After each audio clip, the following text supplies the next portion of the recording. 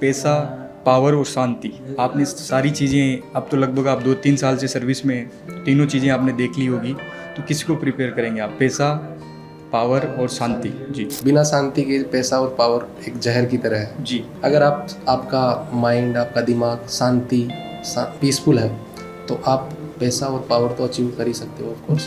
तो मैं तो शांति। नमस्कार दोस्तों, आज हमारे पॉडकास्ट इंटरव्यू में हमारे साथ अभिषेक जी मीना हैं, जो विदेश मंत्रालय के अंदर असिस्टेंट सेक्शन ऑफिसर के पद पर कार्यरत है और अपनी सेवाएं दे रहे हैं। आज हम इनसे जानेंगे कि कैसे इन्होंने ग्रामीण पृष्ठभूमि से निकलकर विदेश मंत्रालय तक का सफ़र तय किया। तो बहुत बहुत स्वागत अभिषेक जी आपका। धन्यवाद जी सर, मुझे यहाँ इनवाइट करने के लिए। I am deeply grateful and thankful. तो अभिषेक जी से हम जानना चाहेंगे कि क्या, कहाँ से उनकी जर्नी स्टार्ट हुई, कहाँ एजुकेशन उनका हुआ, कहाँ उनका निवास है। तो प्लीज़ ब्रीफ में अपना इंट्रोडक्शन दीजिए सर। सर देखिए, मेरी जो जर्नी है लाइफ की, उसकी शुरुआत सवाई माधोपुर ज़िले के छोटका तहसील के एक छोटे से गांव धौली से हुई है। वहाँ पे मेरी जो प्रारंभिक शिक्षा थी पहली से 7वीं तक, वो गांव से ही हुई है। उसके बाद 7वीं से 10वीं तक मेरी निवाई से हुई है, निवाई टोंक में। उसके बाद 11th-12th मैंने जॉब नेट जयपुर से की है, और फिर मैं नीट की तैयारी की तरफ अग्रसर हुआ और मैंने 1 साल नीट की तैयारी की, जिसमें मुझे असफलता मिली अनफॉर्चुनेटली। उसके बाद मैं कॉम्पिटिटिव एग्ज़ाम्स की तरफ मेरा रुख बदला और मैंने कॉम्पिटिटिव एग्ज़ाम्स की तैयारी की, जिसमें कई सारी मैंने असफलताएं देखी, बहुत सारे संघर्षों का सामना किया, और फाइनली मतलब माता पिता की जो प्रेरणा थी उनसे सीखने को बहुत सारे, उनके जीवन से बहुत कुछ सीखा, और उन्होंने मेरे को मोटिवेट किया, और उसके बेसिस पे ही आज मैं MEA में मिनिस्ट्री ऑफ एक्सटर्नल अफेयर्स में as a assistant section officer कार्यरत हूँ। जी। तो सर, जब आपका नीट फेलियर हुआ तो उस टाइम कैसे आपने अपने आप को संतुलित किया और ग्रेजुएशन के लिए कौन सी कॉलेज आपने परस्यू की? देखिए, शुरू में मेरे 12th में बहुत अच्छे मार्क्स आए थे, मेरी 97% बनी थी। तो मैं सफलता के मतलब एक चरम पर था, तो मुझे बहुत ज़्यादा कॉन्फिडेंस भी था खुद पर। तो उसके बेसिस पे मैंने नीट की तैयारी शुरू की, जैसा कि मेरे टीचरों ने मुझे सुझाव दिया था। और मेरा जो सपना था वो शुरू से ही डॉक्टर बनने का था, तो उस बेसिस पे मैंने सीखकर मैं कोचिंग ज्वाइन की थी और अपनी तैयारी स्टार्ट की थी। बट जब मुझे असफलता नीट में मिली तो मैं बहुत हताश हो गया था उस टाइम पे। That was very depressing moment for me. तो उस जो डिप्रेसिंग जो फेज़ था मेरी लाइफ का, उससे मतलब मैं खुद को मैंने निकाला कैसे भी करके। 1-2 साल ऐसा ही रहा। तो उस बीच जब 12th के बाद मेरा जो एक गैप ईयर लग गया था, तो उसके बाद मेरे परसेंटेज बेसिस पे हंसराज कॉलेज दिल्ली यूनिवर्सिटी में एडमिशन हुआ। और वहाँ पे भी थोड़ा मैं मेंटली खुद को संतुलित नहीं कर पाया, तो वहाँ से मैंने वो कॉलेज बीच में ही ड्रॉप आउट ले लिया, बीच में ही छोड़ दिया। और फिर मैंने जयपुर से ही नॉन कॉलेज टाइप से, मतलब कॉलेज नहीं जाता था मैं, एग्ज़ाम देने जाता था और अपनी कॉम्पिटिटिव एग्ज़ाम्स की तैयारी की, और उसी के मेहनत की 2-3 साल अच्छी तरीके से, और उसी के बेसिस पे मैंने एग्ज़ाम क्रैक किया और रिजल्ट आज हमारे सामने। तो सर, नीट फेलियर आपने जैसा कि बताया कि आपके बहुत अच्छे खासे परसेंटेज थे, 97% एक अपने आप में बहुत बड़ा नंबर होता है साइंस बायोलॉजी में, और आपने कोचिंग भी ली। तो क्या कारण रहे कि आपने नीट जैसे एग्ज़ाम को पास नहीं कर पाए? तो उसमें कोई गाइडेंस की कमी रही या आपकी तरफ से कोई मेहनत में कमी रही जिसकी वजह से आप फेल हुए? देखिए, मैं डायरेक्टली तो ये नहीं कहूँगा कि मेरी मेहनत में कमी थी या गाइडेंस की कमी थी जी। बट मतलब असफलता एक, हर चीज़ में असफलता मतलब एक फेज़ होता है, लाइफ का फेज़। वो किसी भी मतलब ऐसा नहीं होता कि आप सफल ही हो हर चीज़ में। जी। तो 97% बनने का मतलब ये नहीं है कि मैं नीट में मेरा मतलब 100% हो ही जाएगा। जी। बहुत ही ज़्यादा कॉम्पिटिटिव एग्ज़ाम है ये। तो इसमें मतलब अच्छी स्ट्रेटजी के साथ साथ आपको मेहनत तो ऑफ कोर्स चाहिए होती है। तो क्योंकि बहुत ज़्यादा कॉम्पिटिटिव है, बहुत ज़्यादा कंपटीशन है, तो किसी कारणवश मैं कुछ एक मार्क्स से रह गया था उस टाइम पे। तो यही था कि मतलब तो बहुत सर कुछ। नीट में तो एक्चुअली कई सारे अटेम्प्ट्स मिलते हैं आपको, आप तो विशेषकर कैटेगरी में हैं, तो आपने दूसरा अटेम्प्ट क्यों नहीं दिया? इसके पीछे का क्या कारण था? हो सकता था कि आपको दूसरे अटेम्प्ट में सफलता मिल जाती। देखिए, मैंने सोचा था दूसरे अटेम्प्ट की, और मैंने प्रयास भी करने की ट्राई करी थी, बट मेरा मन फिर उससे नीट से, मतलब मैंने जब आगे सोचा कि मतलब एक अटेम्प्ट देने का था, मैं 12th के बाद मैंने सोचा था कि एक लास्ट अटेम्प्ट दूंगा, इसी में अगर सफलता मिल गई तो ठीक है, नहीं तो फिर मैं कॉम्पिटिटिव एग्जाम्स और सिविल सर्विसेज की तरफ अपना मेहनत करूँगा। जी डेस्टिनी में विदेश मंत्रालय लिखा था, हाँ हाँ। तो इस वजह से आपका रुख पूरा कंपटीशन की तरफ आ गया और और आपने इसमें एसएससी की तैयारी स्टार्ट कर दी। जी, इसमें मेरा इंटरेस्ट भी था कॉम्पिटिटिव एग्जाम्स में, शुरू से ही जीएस वगैरह, रीजनिंग, मैथ वगैरह में शुरू से इंटरेस्ट रहा है। तो फिर मैंने अपनी हॉबीज़ को, जो प्लान भी जिसको बोलते हैं हम, वो तो मैंने एक्चुअल चुना। में आपने खुद को जाना कि मैं किसके लिए बना हूँ, वो हाँ आपका हाँ। एक बचपन का सपना था, डॉक्टर बनना।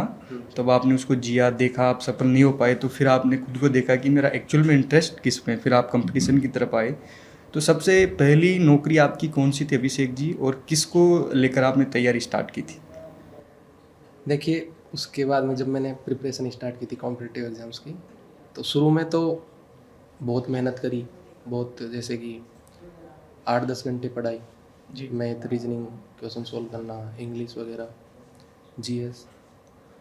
उसके बाद में मैंने एग्ज़ाम देने स्टार्ट करे, जैसे कि मेरा जो एसएससी की सीरीज़ है, उसमें सबसे पहला एग्ज़ाम था मेरा एसएससी जीडी का। जी तो उसमें मुझे सफलता प्राप्त हुई पहले ही अटेम्प्ट में। जी एज ए हवलदार में CGST गुवाहाटी में सेलेक्ट भी हुआ था, उसका अपॉइंटमेंट लेटर भी आया था।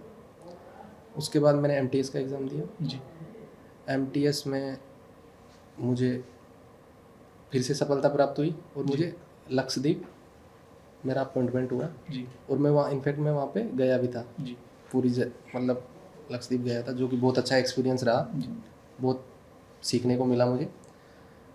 और उसी उसी टाइम पे मैंने CHSL का एग्ज़ाम भी दे रखा था, जी जिसमें वहाँ लक्षद्वीप जाने के बाद मुझे पता चला कि उसमें मेरा फाइनल सिलेक्शन हो गया है, जिसमें प्री और मेंस के बाद जो रिज़ल्ट आया, तो वहाँ पे पहुँचने के बाद वो आया। तो उसके बाद मैं वापस लक्षद्वीप से वापस आ गया, और मैंने as a LDC PWD Delhi जो है, जो पब्लिक वर्क्स डिपार्टमेंट दिल्ली, जी उसमें एज ए LDC मैंने Join ज्वाइन कर करा। लिया। हाँ, 2023 की CHSL में। उसके बाद मैं, जो मेरा सपना था, जो कि CGL का था, एज यू नो, तो उसके भी एक्चुअली 2 अटैम्प्ट मैंने पहले दे चुका था, जिसमें मेरे को विफलता जी प्राप्त हुई, सफल नहीं हुआ। फिर मैंने और ज़्यादा अच्छे से मेहनत की, अपनी स्ट्रेटजी में थोड़ा सुधार किया, और अपना माइंडसेट बदला, थोड़ा बहुत मेडिटेशन करना स्टार्ट किया, अपने माइंड को एक ही दिशा में, मतलब लगाना पूरी एनर्जी को। तो उस तरह से फिर मैंने मेहनत करना स्टार्ट करा, और CGL 2024 में मेरा प्री भी हो गया। उसके बाद मैंने मेंस दिया, मेंस भी मेरा अच्छे मार्क्स से हुआ, और मुझे जो एसएससी की टॉप मोस्ट पोस्ट, जो कि MEA ministry of external affairs में अभी प्रेजेंट टाइम पे है, वो मुझे मिली, और आज मैं बहुत खुश हूँ। मतलब मेरा जो तो ड्रीम पोस्ट है आपकी वो मुझे यात्रा मिली। में ऐसा रहा कि आपने टारगेट एसएससी सीजीएल रखा, पर इन बिटवीन आपने सारे एग्जाम्स दिए, जैसा आपने बताया एसएससी जीडी में आपने सबसे पहले सिलेक्शन लिया, उसके बाद में एमटीएस लगे, फिर एलडीसी लगे। तो ऐसा नहीं था कि आपका अल्टीमेटली टारगेट सीजीएल क्रैक करना ही था, आप छोटे एग्जाम्स भी दे रहे थे, उनको भी निकाल रहे थे, इवन ज्वाइन भी कर रहे थे, फिर उसको रिज़ाइन भी कर रहे थे, फिर दूसरा एग्ज़ाम दे के फिर। तो एक बहुत ही अच्छी बात होती है कि आपने स्टेप बाय स्टेप सारे एग्ज़ाम्स क्लियर किए, और जो अल्टीमेटली आपका गोल था उसको आपने फुलफ़िल किया। जी। तो अब आप अभिषेक जी ये बताइए, जो आपका वर्किंग प्रोफाइल क्या रहता है असिस्टेंट सेक्शन ऑफिसर का, जो एमई में क्या वर्किंग रहता है? देखिए, as a assistant section officer जो मिनिस्ट्री में है, बहुत कुछ सीखने को मिलता है। वहाँ पे बड़े बड़े जो डिप्लोमेट्स होते हैं, अपने इंडिया के बाहर से जो फॉरेनर्स होते हैं, उनके साथ बैठने का मौका मिलता है, उनसे मुलाकात का मौका मिलता है, और फॉरेन डेलीगेशन जब 2 साल हमारी ट्रेनिंग कंप्लीट, मतलब 2 साल का जो पीरियड होता है प्रोबेशन पीरियड, उसमें हमको हेड क्वार्टर में रखते हैं और हमारी ट्रेनिंग वगैरह करवाते हैं। उसके बाद फॉरेन पोस्टिंग हमारी होती है 2 साल बाद में, जहाँ पे हमें विदेश में जो हमारे कॉन्सुलेट जनरल्स है, हमारी जो एम्बसीज है, उसमें इंडियन डायस्पोरा को अपनी सेवाएं देने का मौका मिलता है। जी। तो फॉरेन कंट्रीज़ को भी एक्सप्लोर करने का मौका इसमें है, मतलब अच्छे से। और ये सोच के ही मैंने, मतलब क्योंकि ट्रैवलिंग मेरी एक हॉबी है एक तरह से, तो मुझे ट्रैवल करना पसंद है, तो अलग अलग देशों को एक्सप्लोर करना ये मैं चाहता था शुरू से ही। तो इसमें मौका है कहीं ना कहीं, जैसे कई फॉरेन कंट्री में पोस्टिंग हुई तो उस देश को आप एक्सप्लोर कर सकते हो पोस्टिंग के दौरान ही। और इसके अलावा सबसे बड़ा फ़र्क मैं मानता हूँ कि इसमें आपको एक, जो बोलते हैं ना कि वाइट पासपोर्ट, ऑफिशियल पासपोर्ट, वो मिलता है, जी। जिसके बहुत सारे पर्क्स होते हैं। जिन कंट्रियों के साथ इंडिया की जो बायलैटरल एग्रीमेंट्स है, जिसमें 90 डेज़ का वीज़ा फ्री एक्सेस जी। मिलता है, तो वो मेरे लिए, मतलब मैं अगर किसी कंट्री को एक्सप्लोर करना चाहता हूँ तो that is very much helpful for me. तो अभिषेक जी, आप ये बताइए कि किस तरीके से आपने एक नीट फेलियर होने के बावजूद खुद को एक स्ट्रेस मैनेजमेंट को मेंटेन किया, एक डिप्रेशन की पेज से भी आप गुजरे, लेकिन एक हार नहीं मानने का कारण क्या था? एक कौन सी शक्ति थी जो आपको ऊर्जा दे रही थी, या ऐसा कौन सा प्रेरणा स्रोत था जिससे आप लगातार जूझते रहे? आपके नीट फेलियर हुआ, कॉलेज छोड़ दिया आपने, कई सारी नौकरी आपने छोड़ी, उसके बावजूद भी आप लगे रहे, तो इसका सबसे बड़ा आपको क्या स्रोत था जिससे आप लगातार लगे? देखिए, इसका जो सबसे बड़ा प्रेरणा स्रोत है वो मेरे मम्मी पापा है। उन्होंने मेरे को शुरू से ही, मतलब मोटिवेट किया है। शुरू से ही वो आगे बढ़ने की प्रेरणा उनसे मिलती रही है। कभी भी जब भी मैं डिप्रेशन में था तो उनकी तरफ से फुल सपोर्ट रहा है। फाइनेंशियली उन्होंने पूरा सपोर्ट किया है, मॉनिटरीली, इमोशनली पूरा सपोर्ट रहा है उनका, मेरे मम्मी पापा का। और उन्हीं की जो, इसी सपोर्ट की वजह से मैं आगे बढ़ पाया, अपने आप को जो डिप्रेसिंग फेज था उससे निकाल पाया। और आगे भी मैं, इनफैक्ट आगे भी मेहनत कर रहा हूँ, आगे भी मैं सिविल सर्विसेज की तरफ जाने की ट्राई कर रहा हूँ। तो उसके लिए भी प्रेरणा मेरी मम्मी पापा, इनसे ही मिलती रही है मुझे। तो अभी आपका ड्रीम है कि आप सिविल सर्विसेज के अंदर जाएंगे, तो उसमें आरएस या यूपीएससी कौन सी चॉइस आपकी रहेगी? और ऐसा रहेगा तो आप इस, इतनी अच्छी पोस्ट है, माना जाता है कि एसएससी सीजीएल की जो टॉप मोस्ट पोस्ट है वो एसओ ही होती है, और एसओ में भी लोगों का ड्रीम होता है कि वो मिनिस्ट्री ऑफ एक्सटर्नल अफेयर्स के अंदर ज्वाइनिंग उनको मिले, जो आपको मिल चुकी है। फिर भी आप ऐसा क्यों चाहते हैं कि आप सिविल सर्विसेज ही ज्वाइन करना चाहते हैं? देखिए, इसके लिए, सिविल सर्विसेज के लिए तो ये है कि जैसे, मतलब ग्रुप ए की पोस्ट है, गजेटेड है जी। तो शुरू से ही, मतलब मम्मी पापा का सपना रहा है कि मेरा बच्चा, मतलब ऑफिसर बहुत अच्छा बने। ऑफिसर बने, अच्छा ऑफिसर बने, ऑफिसर गजेटेड बने। और मतलब शुरू से उनके मन में है कि जैसे कलेक्टर साहब, मतलब उनकी भाषा में। ऐसा एक्चुअली सवाई माधोपुर दौसा एरिया में हाँ, उस आपकी एरिया में। कम्युनिटी से बहुत ज़्यादा लोग आईएएस आईपीएस में जाते हैं, तो मोस्टली ड्रीम रहता है कि हमारा बच्चा अगर पढ़ने में अच्छा है तो कलेक्टर या आईपीएस ही बने। तो आपका भी आगे ड्रीम रहेगा कि आप यूपीएससी करेक्ट करें, एक्चुअली सिविल मेरे सर्वेंट मम्मी बने। पापा का ड्रीम है, तो उसको मैं पूरी मेहनत करूँगा अपनी तरफ से भी। और इनफैक्ट मैं कर रहा हूँ, जितना भी ऑफिस आवर्स के बाद मेरे को टाइम मिलता है जी। तो मैं कुछ ना कुछ नई चीज़ें सीखता रहता हूँ, पढ़ाई से रिलेटेड बहुत सारी चीज़ें।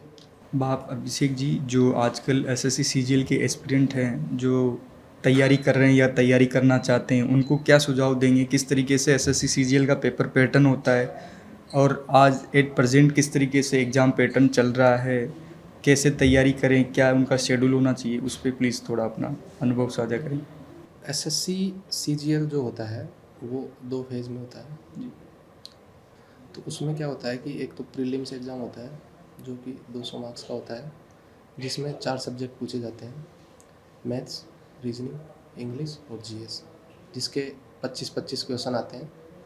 और उसके बाद एक मेंस एग्ज़ाम होता है। अगर आप प्री में क्वालिफाई कर जाते हो तो उसके बाद मेंस का एग्ज़ाम होता है, जिसमें again maths, reasoning, English, GS and एक आपका कंप्यूटर भी शामिल कर लिया जाता है। जी। और उसी मेंस में आजकल कंप्यूटर की टाइपिंग है, उसी का एक पार्ट है, तो वो भी होती है। तो इसके लिए सबसे पहले तो हमको अपना जो कोर स्ट्रेंथ है जी। वो अपन को जाननी चाहिए कि मेरा क्या वीक टॉपिक है या क्या वीक सब्जेक्ट है, क्या स्ट्रॉन्ग सब्जेक्ट है, जी। और उसको और ज़्यादा स्ट्रॉन्ग, जो वीक सब्जेक्ट है उसको स्ट्रॉन्ग बनाने की तरफ और ज़्यादा मेहनत करनी चाहिए। जी। जैसा कि मेरा केस में बताऊं तो मेरा जो रीजनिंग और इंग्लिश और जीएस था वो शुरू से अच्छा था। जी। मैथ भी मेरा 10वीं तक अच्छा था। उसके बाद मैं मेडिकल फील्ड में क्योंकि मैं चला गया था, 11th-12th मेरी बायोलॉजी थी, तो मैथ मेरा थोड़ा मतलब उस लेवल का डेवलप नहीं हुआ, मतलब कहीं ना कहीं मैथ से थोड़ा सा अलग हो गया था मैं। तो इस वजह से मेरा मैथ वीक सब्जेक्ट था, तो मैं ज़्यादा से ज़्यादा मैथ के क्वेश्चंस की प्रैक्टिस करता था। ज़्यादा से ज़्यादा जो बेसिक्स मैंने, जैसे ऑनलाइन मैंने कोर्स लिया था तो उसको मैंने देखने के बाद उसके बाद ज़्यादा से ज़्यादा प्रैक्टिस करना स्टार्ट किया। मैं मैथ को ज़्यादा टाइम देता था। तो कुछ के केस में हो सकता है कि इंग्लिश कमज़ोर हो, तो उस केस में इंग्लिश को थोड़ा सा ज़्यादा टाइम देके उसको स्ट्रॉन्ग बनाइए। और बाकी मॉक टेस्ट वगैरह देते रहे अच्छे से रोज़ाना। डेली का एक मॉक में देता था, मेरे केस में मैं बताऊं तो एग्ज़ाम टाइम पे डेली का, जैसे 2-3 महीने पहले डेली का एक मॉक देता था, और मैंने 100 से ज़्यादा मॉक टेस्ट दिए हैं, तो उससे आपकी प्रैक्टिस अच्छे से हो जाती है। जी। तो यही कहना चाहूँगा कि अच्छे से मेहनत करते रहे, मॉक देते रहे, और अपना जो और टाइम एक शेड्यूल है। अभिषेक जी, आज कोचिंग का एक बड़ा फैशन मानिए या यूँ मानिए, लोग कोचिंग को बड़ा प्रेफर करते हैं, तो आप कोचिंग को कितना क्रेडिट देना चाहेंगे, या कोचिंग बच्चों को करना चाहिए नहीं चाहिए? और आजकल कोचिंग भी दो फेस में चलने लग गई, एक तो ऑनलाइन मोड में, एक ऑफलाइन मोड में। अगर करें तो कौन सा करें, क्यों नहीं करें, तो क्यों नहीं करें, उसका रीज़न? देखिए, कोचिंग का योगदान तो होता है ऑफ कोर्स, क्योंकि वो एक टारगेट ओरिएंटेड जो अप्रोच है वो हमको कोचिंग में ही देखने को मिलता है। वही टीचर्स जो होते हैं वही बताते हैं स्ट्रेटेजी वगैरह, तो कोचिंग तो ज़रूरी है। और जैसा कि आपने बताया कि प्रेजेंट टाइम में ऑनलाइन और ऑफलाइन दोनों है, तो वो अपनी सुविधा के अनुसार हमको देखना चाहिए जी। कि हमको ऑफलाइन और या फिर ऑनलाइन लेना चाहिए। जैसा कि मैं उदाहरण के तौर पे बताऊं कि जैसे मैं यूपीएससी की तैयारी करना चाह रहा हूं, तो अभी मैं ऑफिस जाता हूं, तो मेरे लिए ऑफलाइन जाना पॉसिबल नहीं है। जी। तो मैं इस केस में ऑनलाइन कोचिंग जो मीडियम है, मोड है, जी। उसको प्रीफर करूँगा। और कुछ लोग ऐसे हैं, जैसे कुछ बच्चे मेरे छोटे भाई बहन, तो उनके पास मतलब ऑफलाइन में और ज़्यादा एडवांटेज रहेगा, क्योंकि उसमें हमको जैसे 1-2 घंटे की क्लास होती है, तो उसमें क्या होता है कि एक जगह बैठ के जो टीचर होता है वो जो बताता है, सब्जेक्ट जो पढ़ा रहा है, उसको अच्छे से फोकस हो पाता है उस चीज़ पे। जी। ऑनलाइन का ड्रॉबैक ये है कि जो कोचिंग होती है जिसमें वो लेक्चर होता है, उसको हम बीच बीच में जैसे 10 मिनट देखा फिर बीच में उठ के चले जाते हैं, तो वो जो रिदम होता है क्लास का वो नहीं बन पाता है। जी। तो ऑफलाइन तो इनफेक्ट बेस्ट है ही सही। बाकी वो अपने प्रेफरेंस के ऊपर है कि आप कौन सी लेना चाहोगे, आपके लिए कौन सा सूट कर रहा है, कि अगर ट्रैवलिंग टाइम बचाना है उस हिसाब से। और आजकल तो गाइडेंस हो गया या रिसोर्सेज हो गया, वो इंटरनेट का अगर कोई सदुपयोग करे तो बहुत बड़ी मात्रा के अंदर आपको ऑनलाइन रिसोर्सेज मिले हैं। बस आज जो चीज़ें चल रही है, बच्चे जो है सोशल मीडिया पे बहुत ज़्यादा डिस्ट्रक्शन चल रहा है, जो चीज़ पढ़नी चाहिए वो नहीं पढ़ रहे हैं और घंटों सोशल मीडिया पे अपना वेस्ट कर रहे हैं, और इसी की वजह से लोग डिप्रेशन में, मैंने देखा है कई सारे बच्चे 11 साल 12 साल 15 साल के बच्चे इतने एडिक्ट हो गए हैं आज फ़ोन से कि वो डिप्रेशन जैसी पेज से गुजर रहे हैं। तो इन बिटवीन इस डिस्ट्रक्शन से किस तरीके से बचाव किया जा सकता है? अगर नहीं भी हो पाए पूरी तरीके से छोड़ना, तो कैसे इसका यूज करें ताकि पढ़ाई आपकी डिस्टर्ब नहीं हो? देखिए, अगर मैं मेरी बताऊं तो जब मेरा जो पढ़ाई का जो फेज़ था उसमें मैं, मोबाइल तो था मेरे पास, स्मार्टफोन था, बट मैं सोशल मीडिया का बिल्कुल ही मतलब बहुत ही कम उपयोग करता था। जैसे मैंने इंस्टाग्राम वगैरह या फेसबुक वगैरह बनाया ही नहीं था। जी। तो क्योंकि इसमें जो रील्स वगैरह होती है इससे एडिक्शन हो जाता है, तो हमको पढ़ाई में मतलब फोकस नहीं हो पाता। जी। और ये एडिक्शन भी ऐसा होता है कि मतलब जितनी रीलें देखें उतनी कम है, जी। देखते ही रहते हैं, ये जो साइकिल है वो चलती रहती है। तो उस टाइम पे मैं बहुत ही मतलब बिल्कुल ही यूज़ नहीं करता था। तो पढ़ाई अगर आप कर रहे हो तो बिल्कुल भी सोशल मीडिया का तो बिल्कुल ही यूज़ नहीं करना आपको। और अगर यूज भी करना है तो मतलब ऐसे चैनल्स या ऐसे फॉलो करना है कि जहाँ से हमको कहीं ना कहीं सीखने को knowledge gain हो। नॉलेज गेन हो, नॉलेज वाले जिस जो सब्जेक्ट चैनल्स की होते पढ़ाई हैं। कर रहे हैं हाँ, उसकी तो ही जानकारी मिले। हाँ, इतना ही देखना चाहिए। और मतलब डूम स्क्रॉलिंग जिसको बोलते हैं वो नहीं करनी चाहिए फ़ोन पे कि रील्स रील्स स्क्रॉल कर रहे हैं। और छोटे बच्चों के लिए मैं कहना चाहूँगा कि इनमें कहीं ना कहीं, जैसे छोटे बच्चे भी आजकल तो स्कूल के बच्चे भी स्कूल के बहुत बच्चे ज़्यादा सोशल मीडिया का यूज करते हैं। तो इसमें पेरेंट्स का भी थोड़ा सा वो है कि पेरेंट्स को, अगर छोटे बच्चे हैं जैसे 10-12 साल के, तो पेरेंट्स को उनको समझाना चाहिए, उनको फ़ोन का एक्सेस नहीं देना चाहिए। अभी तो गवर्नमेंट भी काफ़ी स्ट्रिक्ट हो रही है। साउथ के अंदर हाँ। कई 2-3 केरला, कर्नाटक ऐसे स्टेट हैं, वहाँ पे गवर्नमेंट ने इंस्टाग्राम या फेसबुक जैसे कई सारे सोशल मीडिया प्लेटफॉर्म को रेस्ट्रिकेटेड या उन पे रोक लगा दी है। तो हाँ, ये भी एक एटलीस्ट अच्छा डिसीजन है। इन ऐप्स को जो इंस्टाग्राम फेसबुक है, इनको 16+ एटलीस्ट होना चाहिए कि 16 साल से ऊपर है वही एक्सेस कर पाए। ऐसा कुछ रूल आ जाए तो बहुत ही अच्छी बात है। बाकी पेरेंट्स को तो एक्सेस देना ही नहीं चाहिए बच्चों को कि वो सोशल मीडिया चलाए या फिर ऐसा कुछ। और अभिषेक जी, ये तो आपकी पढ़ाई का एक विशेष योगदान जिसकी वजह से आप इस पद पर पहुँचे। तो इस बीच में आप स्ट्रेस मैनेजमेंट कैसे करते थे कि ठीक है 8 घंटे 10 घंटे पढ़ लिया व्यक्ति, लेकिन कुछ तो ऐसी जो एक्टिविटीज़ होती है वो भी उसमें इन्वॉल्व रहता है, तो उसके लिए आप क्या करते थे? देखिए, उसके लिए मैं जैसे जो माइंडफुलनेस या मेडिटेशन जिसको अपन बोलते हैं वो किया करता था। जैसे 10-15 मिनट का मेडिटेशन हो गया, वॉकिंग हो गई। जैसे सुबह उठा मैं 6 बजे, तो मैं खुद को देता था 1 घंटा कि जैसे मेडिटेशन हो गया, माइंडफुलनेस हो गया, जी ठीक है। मम्मी पापा से बातचीत हो गई, जी थोड़ी सी पॉजिटिव वाइब्स उससे आ जाती है, अच्छे दिन की शुरुआत होती है, जी जो कि मैं डेली करता हूँ मम्मी पापा से। और मतलब खुद के बारे में सोचना कि क्या हमको करना चाहिए, स्ट्रेटजी बनाना उसी टाइम में कि क्या आत्मचिंतन भी आप क्या करते थे? बिल्कुल बिल्कुल, बहुत ज़रूरी है आज की जनरेशन में, तो बहुत और ही ज़रूरी अध्यात्म से भी कहीं ना कहीं आप जैसे मेडिटेशन कर रहे थे तो Mindfulness से उससे जुड़ा जुड़े हुआ हुए हूँ थे मैं। ताकि एक संतुलित जीवन जिया जा सके। आप अतियों में न जाकर मध्य मार्ग में आप रहे, पढ़ाई भी की, वॉक भी किया और मेडिटेशन जैसी गतिविधियों को भी आपने जीवन में उतारा। और अभिषेक जी, आप ये बताइए कि इस सफलता का सबसे बड़ा प्रेरणा स्रोत आप किसे मानते हैं और क्रेडिट देना चाहें तो किन्हें देंगे? जैसा कि मैंने पहले भी बताया है कि मेरा जो प्रेरणा स्रोत रहे हैं वो मेरे मम्मी और पापा, माता पिता है, जो शुरू से ही मुझे उनसे प्रेरणा मिलती रही है, मोटिवेट करते रहे हैं वो, उनसे पूरा सपोर्ट मिलता रहा है।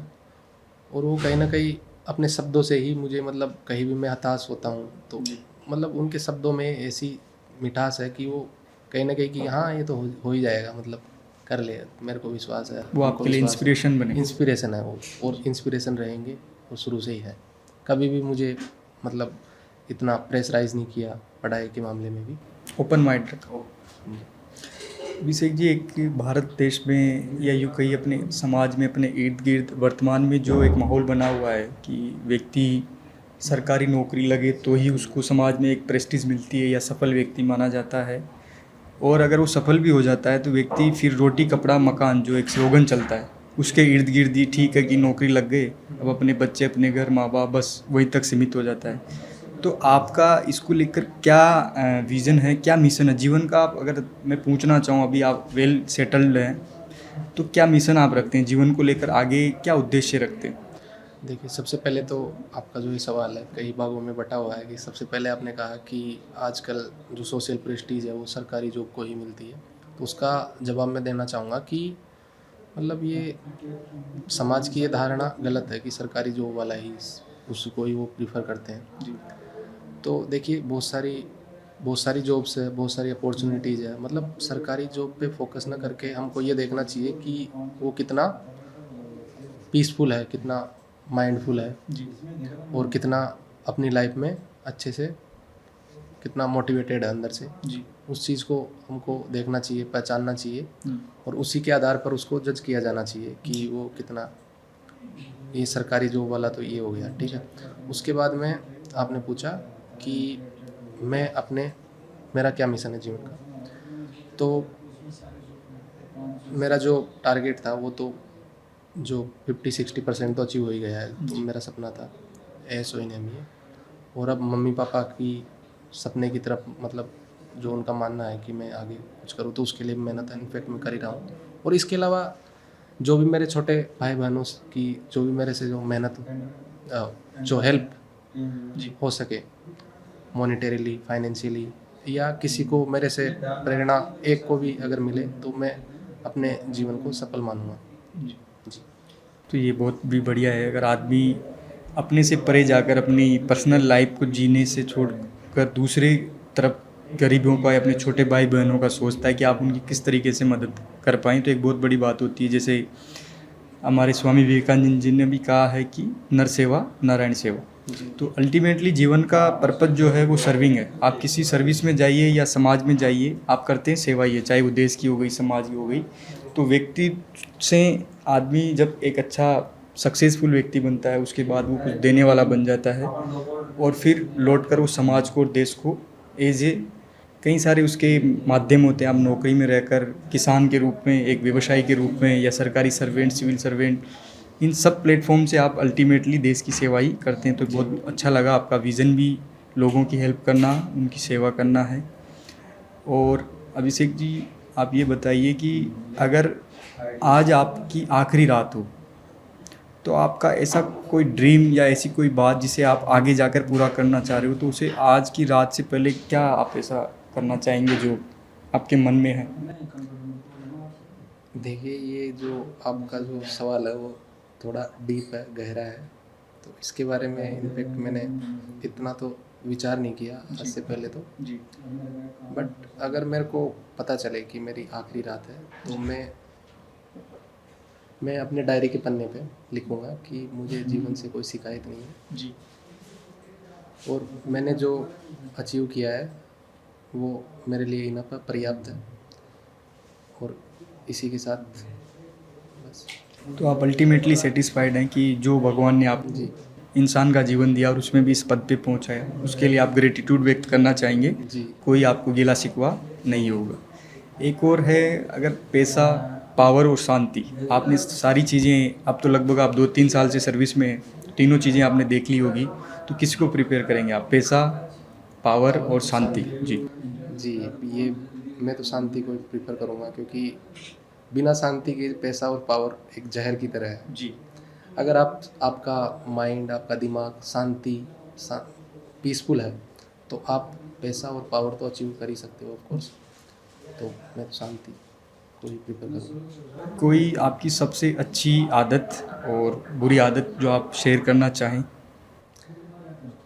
सबसे बुरी आदत प्रेजेंट टाइम पे जो मेरी है, जो मैं कहूँगा कि कई बार सोते टाइम मैं मोबाइल को स्क्रॉल करके, जो कि अब लग गई है, मेरी पहले नहीं थी, तो ये मेरी सबसे बुरी आदत, और मैं इसको बदलना चाहूँगा टाइम के साथ। और सबसे अच्छी आदत मैं कहूँगा कि जब मैं उठता हूँ जी।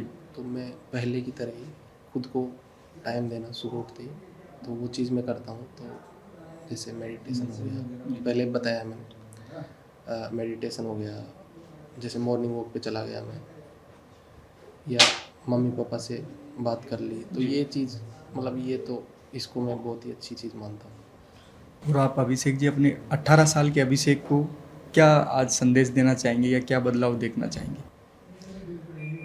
देखिए सर, 18 साल का जो अभिषेक था वो थोड़ा डरा हुआ था, असफलता से डरा हुआ था, और रिजल्ट से उसको डर लगता था। जी। तो मैं उसको बताना चाहूँगा कि असफलता एक जीवन में जो संघर्षों से भरा हुआ है, असफलता उसका एक पार्ट है। जी। इसको हमको असफलता को एक्सेप्ट करना चाहिए, और जीवन में हमेशा कुछ ना कुछ सीखते रहना चाहिए, आगे बढ़ते रहना चाहिए, अपनी असफलताओं से सीखते रहना चाहिए कंटिन्यूसली। विवेकानंद ने भी बड़ा अपने कोट्स के अंदर कहा था कि जब तक जीना तब तक सीखना, यानी सीखना कभी आपका ख़त्म नहीं होता। अनंत ब्रह्मांड, अनंत इसमें नॉलेज है। जब तक आप इस पृथ्वी पे हो तब तक आप अंतिम क्षणों तक सीखते रह सकते हैं। इसमें कोई दो राय नहीं है कि आप ऐसा कोई मोड आ जाए जहाँ परफेक्टली आप पूरी नॉलेज गेन करके बैठ जाएं, ऐसा कुछ भी नहीं है। तो आप हमेशा सीखते रह सकते हैं। और आखिरी 1 मिनट में आप इस पूरी दुनिया को या अपने छोटे भाई बहनों को, एस्पिरेंट्स को कोई संदेश देना चाहें तो 1 मिनट में इसको कंक्लूड कीजिए। मैं यही कहना चाहूँगा कि जो सफलता है वो एक मंजिल नहीं है, ये एक यात्रा है। तो इसको एक यात्रा की तरह ही हमको जीना चाहिए। और ये एक ऐसी यात्रा है जो संघर्षों से भरी हुई है, असफलताओं से भरी हुई है। तो हमको जैसे कोई एक आध एग्ज़ाम में अगर फेल भी हो जाते हैं, असफल भी हो जाते हैं, तो हमको हताश ना होके उस असफलता से कुछ ना कुछ सीखना चाहिए कि हम में कमी कहाँ रह गई। तो एक्चुअल में जो असली जो सीख मिलती है वो असफलता से हमको मिलती है। तो उस चीज़ को एक्सेप्ट करके आगे बढ़ते रहना चाहिए, सीखते रहना चाहिए, लाइफ में कभी भी हताश नहीं होना चाहिए और कंटिन्यूअसली मेहनत, हार्ड वर्क, लगन से करते रहना चाहिए अच्छे से।